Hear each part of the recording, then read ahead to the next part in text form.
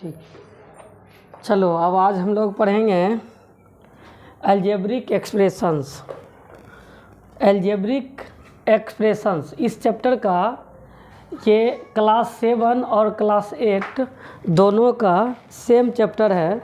Algebraic expression हम पहले class 7 करेंगे और क्लास 7 हो जाने के बाद इसके बाद बस इसके बाद स्टार्ट कर देंगे क्लास 8। हम सबसे पहले कांस्टेंट जानेंगे कि कांस्टेंट क्या होता है। सबसे पहले समझेंगे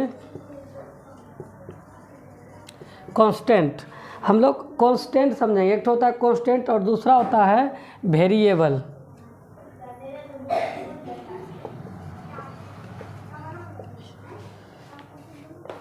कांस्टेंट और वेरिएबल को पहले हम लोग समझ लेते हैं कि कांस्टेंट क्या होता है और वेरिएबल क्या होता है। तो कांस्टेंट का मतलब हो गया जैसे नंबर, जितने भी नंबर होते हैं ये कांस्टेंट होते हैं। जैसे लिखे हम एक फॉर एग्जांपल 1 2 5 6 ये सभी जो है कांस्टेंट होता है, ये सभी कांस्टेंट होता है। और अब वेरिएबल अगर हम समझें तो वेरिएबल किसको कहते हैं? जिसका मान वैरी करे, जिसका वैल्यू क्या करे? वैरी करे, उसको हम लोग कहते हैं वेरिएबल। वेरिएबल में आ गया जैसे हम लिखे x, इसका एग्जांपल में लिखेंगे हम, जैसे लिखे x y a z। जैसे जब हम कहीं लोग हम इसको वैल्यू को पुट करते हैं तो इसको हम अलग अलग वैल्यू ले करके पुट कर सकते हैं या इसको लेट कर सकते हैं। जैसे हम लेट करते हैं x = 2, let x be y, let the age of Mohan be x, यानी कि हम मोहन के एज को x मानते हैं। तो यानी x का वैल्यू जो है वेरी करता है। x का वैल्यू हम कुछ भी रख सकते हैं, लेकिन 1 2 3 4 5 7 ये सब कहीं भी इसका वैल्यू चेंज नहीं होता है। 1 है तो हर जगह 1 ही होता है, 5 है तो कभी हर हमेशा इसका 5 होगा। यानी कांस्टेंट का मतलब हुआ जो कांस्टेंट रहे, जो कभी भी चेंज ना हो। और वेरिएबल का मतलब हुआ जो वेरी करे। अल्फ़ाबेट जब हम कहीं भी लेट करेंगे तो हम समझेंगे कि अल्फ़ाबेट होता है वेरिएबल और ये होता है कांस्टेंट। हिंदी में इसको हम लोग अचर पद और इसको चर पद कहते हैं। ठीक, तो अब हम समझ लिए वेरिएबल क्या होता है और कांस्टेंट क्या होता है। वेरिएबल का मतलब हुआ जिसका वैल्यू वेरी करे और कांस्टेंट का मतलब हुआ जिसका वैल्यू कांस्टेंट हो, यानी कि नहीं बदले। नहीं बदलने वाला को ही हम लोग कहते हैं वेरिएबल। अब मेरे है टर्म्स। अब टर्म्स क्या होता है आप लोग को थोड़ा सा इसके बारे में हम बता देते हैं कि टर्म्स क्या होता है। टर्म्स का मतलब जैसे हुआ 2x² + 5y + 6। अब आपको पूछेगा इसमें कि कितना नंबर ऑफ टर्म्स कितना है। तो यदि इसमें से नंबर ऑफ टर्म्स हमसे पूछे तो 1 2 3 टोटल नंबर्स ऑफ टर्म है 3। अब लिखे 2xy² z + xyz। इसमें से यदि हमसे पूछे कि इसमें टर्म्स की संख्या कितनी होगी, नंबर्स ऑफ टर्म्स कितना होगा, तो इसमें हम देखेंगे कि 1 और 2। अब एक बात आपको समझ में नहीं आती होगी कि टर्म्स कैसे काउंट करें। कितने बच्चे क्या करते हैं, कितने बच्चे इसमें क्या करते हैं टर्म्स को काउंट करने में, कि इसको भी काउंट कर लेते हैं 1 2 3 4 ऐसे बोलेंगे कि इसको नंबर्स ऑफ टर्म्स वो काउंट कर लेंगे। लेकिन नहीं, ऐसे नहीं, इस तरह से आप मिस्टेक करते हो। आपको नंबर्स ऑफ टर्म्स पता करने के लिए क्या करना है कि इसका नंबर्स ऑफ साइन काउंट कर लेना है। नंबर्स ऑफ साइन कैसे काउंट करेंगे, तो इसमें देखो 1 2 प्लस या माइनस जितना भी साइन हो, 1 2 कितने साइन था 2, तो 2 साइन हुआ तो 2 से साइन से एक अधिक जो है इसका टर्म्स होगा। तो 2 साइन था तो टर्म्स हो जाएगा 3। 2 और 1 3। यहाँ पे देखेंगे साइन कितना है, तो यहाँ पे साइन 1 है, तो 1 एक जगह साइन है, नंबर्स ऑफ साइन 1 है, इसलिए जो इसमें पूछेगा टर्म्स जो होगा इसका टर्म्स होगा, इसका टर्म्स 2 होगा। यानी कि 1 साइन था तो 2 टर्म्स और 2 साइन था 3 टर्म्स। इसी तरह से अगर हम लिखेंगे 5x + 9 + 3y + 4z, अब बोलेगा इसमें टर्म्स कितना है, तो इसको काउंट नहीं करेंगे हम सीधा इसको काउंट करेंगे 1 2 3, यानी कि 3 साइन है मेरे पास, तो इसमें 1 ऐड कर देंगे, 4 टर्म्स होगा,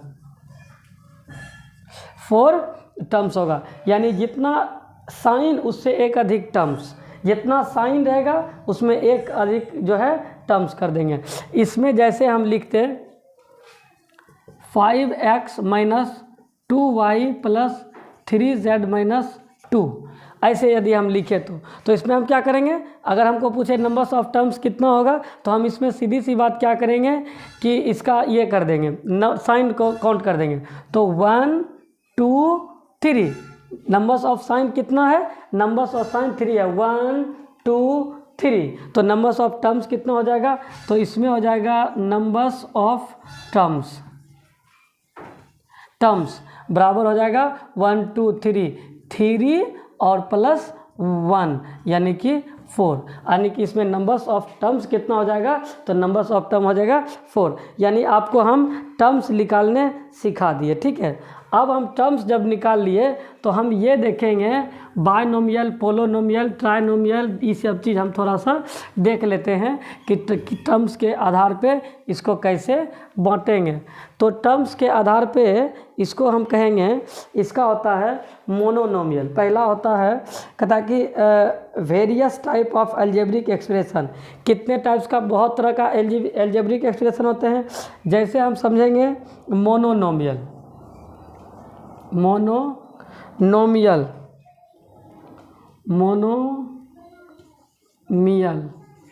मोनोमियल क्या होगा, मोनोमियल्स देखते हैं हम। तो देखो बाबू, ये आपके बुक में दिया हुआ होगा, इसका डिफिनेशंस भी दिया हुआ है, आप अपने बुक में देख लेंगे, ठीक है। तो मोनोमियल्स क्या होता है, मोनोनोमियल्स क्या होता है बाबू, तो जैसे किसी भी अलजेब्रिक एक्सप्रेशन का सिंगल टर्म्स हो, जैसे 2x 5y 3z, ये अकेला जो टर्म्स है ना, इसमें किसी तरह का अलग टर्म्स है नहीं। कितना टर्म्स है, 1 टर्म्स। ये कितना है, 1 टर्म्स। ये भी कितना है, 1 टर्म्स। तो इसी को हम कहेंगे मोनोनोमियल।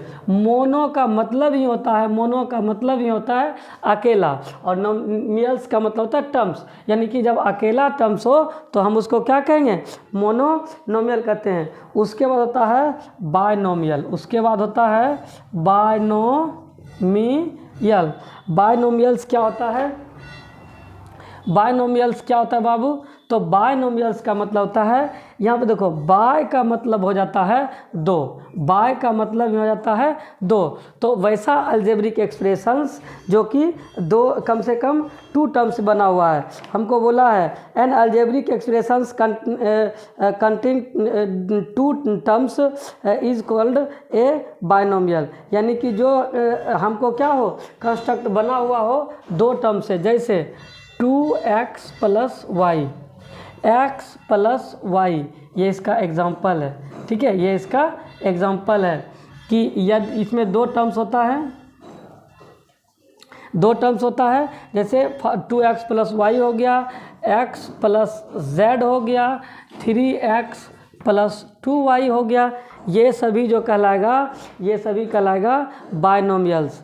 बायनोमियल्स का मतलब हुआ जो एक से अधिक, यानी कि कम से कम 2 टर्म से मिल करके बना हुआ है, उसको बायनोमियल कहेंगे। अब बाबू इसी तरह से ट्राइनोमियल होता है। क्या होता है, ट्राइनोमियल। इसी तरह से आता है ट्राइनोमियल। ट्राइनोमियल का मतलब जो 3 टर्म से बना हुआ, जो कितना टर्म से, 3 टर्म से बना हुआ, जैसे 3x + 5y + z, 9x + 2y + 3, ये सब ट्राइनोमियल हुआ। 1 2 3, और टर्म्स काउंट करने आपको बता ही दिए हैं, 1 2 2 साइन है, इसलिए एक से अधिक उससे क्या हो जाएगा, टर्म्स हो जाएगा। तो इस तरह से हम टर्म्स के आधार पे, टर्म्स के बेसिस पे अलजेब्रिक एक्सप्रेशन को देख लिए। अब मेरे पास आया फैक्टर। फैक्टर क्या होता है, तो हम अब आप लोग को फैक्टर बताते हैं, ठीक है।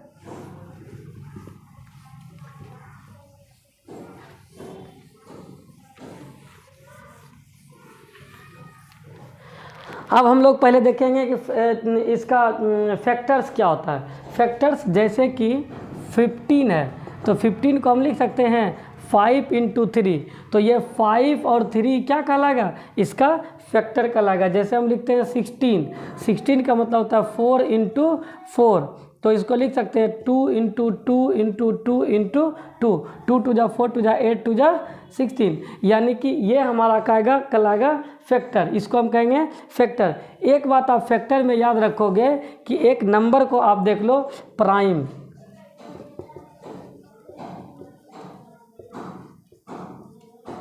प्राइम नंबर में आप प्राइम नंबर के फॉर्म में उसको ला दो, आपका क्या हो जाएगा, फैक्टर बन जाएगा। आप उसको क्या करो कि प्राइम नंबर के फॉर्म में ला दो।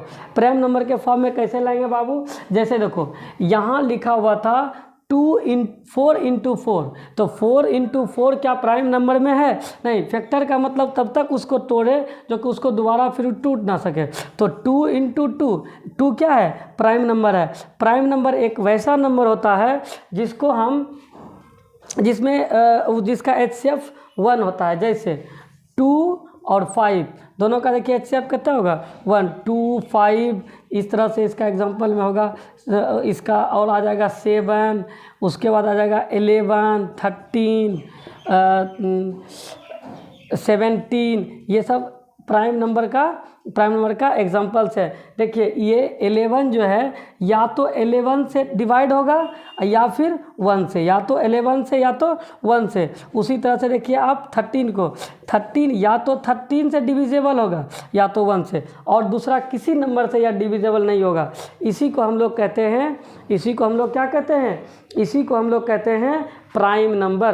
प्राइम नंबर एक इस तरह का नंबर होता है जो खुद तथा 1 को छोड़ करके इटसेल्फ और 1 इसके बाद किसी भी नंबर से डिविजिबल नहीं होता है। इसी को हम लोग कहते हैं प्राइम नंबर। और जब आप फैक्टराइज करो किसी भी नंबर का तो आप प्राइम नंबर में ला दो ताकि वह क्या हो, दोबारा फिर उसको मल्टीप्लाई नहीं कर सके। तो इस तरह से आप जो है फैक्टर समझ गए।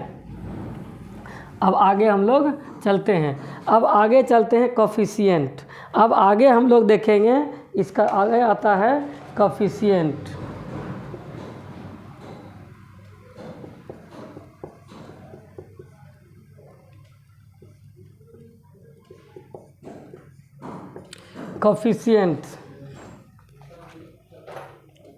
कोफिशिएंट क्या होता है बाबू, ये देखो कोफिशिएंट का मतलब होता है कोई भी अचर पद के साथ, यानी कि किसी भी कांस्टेंट टर्म्स के साथ अगर कोई वेरिएबल आता है तो वेरिएबल के साइड वाला कहलाएगा क्या, कोफिशिएंट। जैसे 2x है तो हम पूछेंगे x का कोफिशिएंट क्या है, तो 2 है। अब आप बोलोगे जैसे कि 5y लिखा है तो y का कोफिशिएंट क्या है, 5 है। अब लिखा हुआ है 9x² तो हम बोलेंगे x² का कोफिशिएंट क्या है, तो 9 है। अच्छा एक बात समझो, यदि आपको फाइंड करने बोले, जैसे लिखा हुआ है 9xy² और इसमें बोला आप y² का कोफिशिएंट फाइंड करें, y² का कोफिशिएंट फाइंड करें, तो बताओ आप कैसे फाइंड करोगे। तो y² जो है हम क्या करेंगे, इसमें y² से भाग देंगे, जिसका कोफिशिएंट पूछे उसी से डिवाइड कर देंगे। अब डिवाइड कर देंगे, कट गया, बचा 9x। यानी कि इसका सेंस ये हुआ कि y² का कोफिशिएंट क्या है, 9x है। अब देखो जैसे हम लिखेंगे दूसरी चीज़, अगर लिखा हुआ 5xyz², आपसे पूछा कि आप z² का कोफिशिएंट बताएं, किसका कोफिशिएंट, z² का। तो z² का कोफिशिएंट क्या होगा मेरे भाई, तो इसमें सीधा हम z² से डिवाइड दे देंगे, z² से z² कट गया, 5xy ये आपका क्या हो गया, ये आपका जो है कोफिशिएंट हो गया। तो इस तरह से आपको जब भी पूछेगा, जिस भी नंबर का कोफिशिएंट पूछेगा, तो आपको क्या करना है मेरे भाई कि जिसका कोफिशिएंट पूछा उसी से उसमें डिवाइड दे दो, जिसका कोफिशिएंट पूछा उसी से डिवाइड दे दो किसी भी नंबर में। अब अभी के बाद आप कोफिशिएंट सीख गए, कोफिशिएंट निकालने सीख गए, तब अब आपको क्या सीखना है, उसके बाद आपको कहता है कांस्टेंट टर्म्स। कांस्टेंट टर्म्स समझ गए आप, 1 2 3 4 5 उसको कांस्टेंट टर्म्स कहेंगे, और वैसा टर्म्स जिससे कोई कॉमन नहीं आ सके उसको भी हम लोग क्या कहेंगे, कांस्टेंट टर्म्स कहेंगे। जैसे x² 5x - 3, इसमें क्या हो गया कि उसमें कांस्टेंट टर्म्स हो गया -3, यानी कि कांस्टेंट टर्म्स इस तरह से जैसे लिखे ना 5x + 2, तो इसमें 2 क्या हो गया, कांस्टेंट टर्म्स हो गया। 9x + 2y + 3, तो इसमें 3 क्या हो गया, कांस्टेंट टर्म्स हो गया। यानी कि जिसके साथ कोई वेरिएबल वाला नहीं हो उसको कहेंगे कांस्टेंट टर्म्स। जो टर्म्स में सिर्फ और सिर्फ कांस्टेंट हो उसको हम लोग कहेंगे कांस्टेंट टर्म्स। चलो, इस तरह से हम लोग बेसिक जो था इस चैप्टर का देख लिए। अब हम क्या करेंगे, इस चैप्टर में चलेंगे, इस चैप्टर में चलेंगे 6A में। कहाँ चलेंगे, 6A में। 6A का 1 कहता है, ये पहला जो क्वेश्चन है 5x 7x और उसके बाद -6x, कहता है आप इसको ऐड द फॉलोइंग, कहता है आप इसको ऐड कीजिए। क्या कीजिए, ऐड कीजिए। तो बाबू इसको ऐड कैसे करेंगे, तो लिखेंगे 5x + 7x माइनस, इसको ऐसे हमको जब ऐड करने कहता है तो इसको ऐड कैसे करेंगे, तो हम इसको ऐड लिखेंगे 5x और प्लस, चूँकि ऐड बोला है 7x और प्लस -6x। क्या लिखेंगे, 5x + 7x प्लस -6x। तो हम इसको ऐसे लिखें 5x और प्लस 7x अब प्लस इंटू माइनस -6x। अब देखो 5 और 2, 5 और 7 12, और 12x में से माइनस हो जाएगा 6x, तो बचेगा 6x। यही हमारा आंसर होगा। ठीक है, यही हमारा आंसर होगा। अब देखो दूसरा नंबर क्वेश्चन देखते हैं इसका।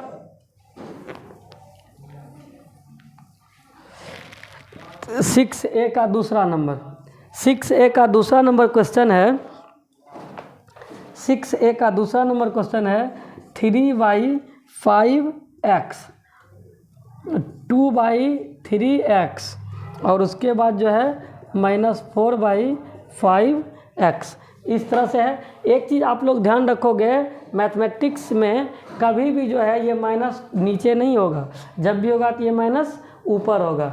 ठीक है, तो अब हम इसका सॉल्यूशन लिखेंगे।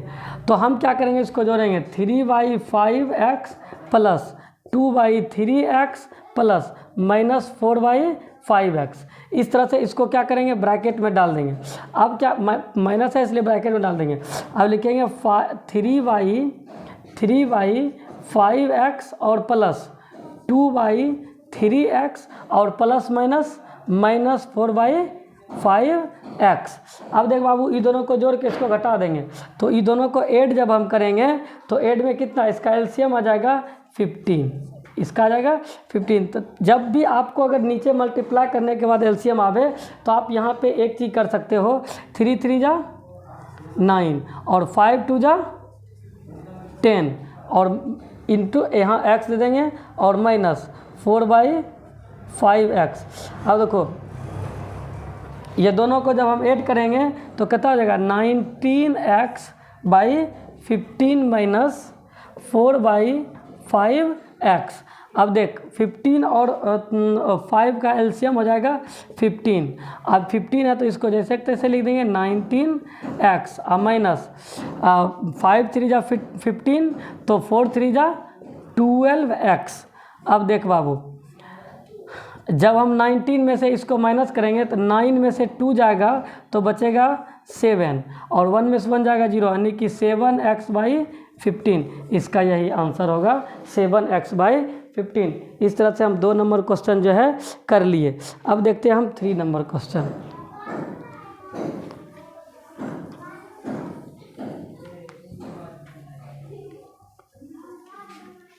अब देखते हैं हम 3 नंबर क्वेश्चन। तो 3 नंबर क्वेश्चन है x - 3y plus 4z y - 2x -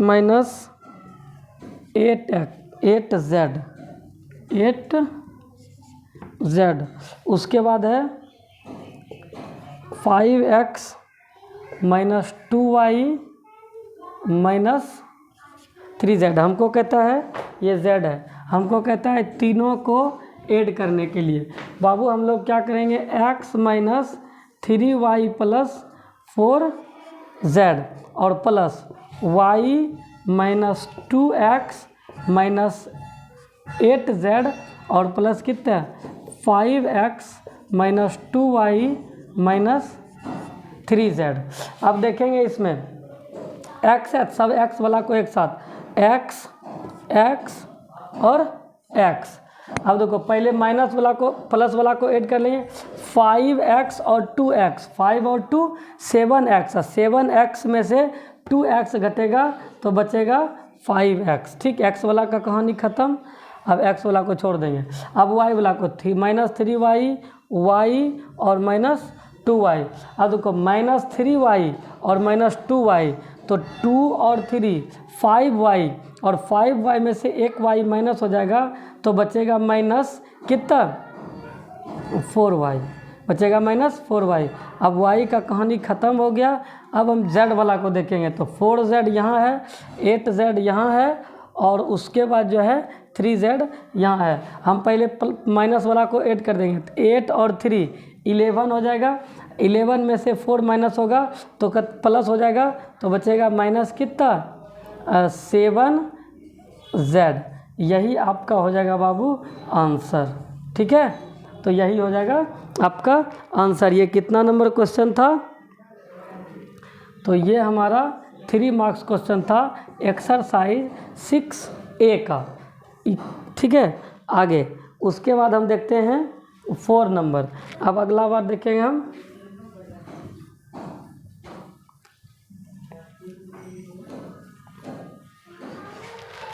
4 number. 4 number क्या है भाई लोग, तो 4 नंबर कहता है 3y4 x square 5x square minus 3x square और उसके बाद माइनस 1/1/4 x स्क्वायर।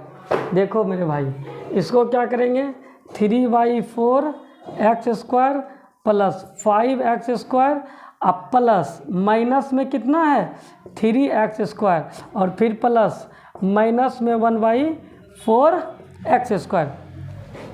अब इसको क्या करेंगे, पहले हम सिंपल फॉर्म में करते हैं 3y4 x स्क्वायर और प्लस 5x स्क्वायर और प्लस और माइनस माइनस 3x स्क्वायर और plus minus minus 1/4 x square. पहले तो हम क्या करेंगे कि यहाँ पे प्लस माइनस वाला को ऐड कर देंगे, प्लस वाला को भी ऐड कर देंगे। तो यहाँ हमको है ये दोनों को हम ऐड अगर करना चाहे तो इसके नीचे हम 1 डाल सकते हैं। ठीक, और ये दोनों को भी ऐड करना चाहे तो इसके नीचे 1 डाल के कर देंगे। अब 1 और 4 का एलसीएम कितना हो गया, तो एलसीएम हमको आ गया 4। अब 3 1 जा 3 और x स्क्वायर और 4 5 जा प्लस 20 x स्क्वायर। अब माइनस दोनों का एलसीएम लेंगे तो कितना हो जाएगा 4 हो जाएगा और लिख सकते हैं यहाँ 1 है तो 4 3 जा 12x स्क्वायर और माइनस कितना 1 से करेंगे तो 1 है और x स्क्वायर। अब देखो इसको हम क्या करेंगे, अभी दोनों का एलसीएम ले लेंगे तो एलसीएम आ जाएगा हमको 4। ये 4 नंबर क्वेश्चन है, हाँ, तो ये 4 हो जाएगा। अब क्या करेंगे हम लोग, नहीं एक बार इसको रहने दो, एक बार इसको ऐसे करो, तो हम क्या करेंगे 4 और 20 और 3 कितना हो जाएगा 23x स्क्वायर और उसके बाद आ जाएगा माइनस 12 में से 1 माइनस होगा माइनस 12,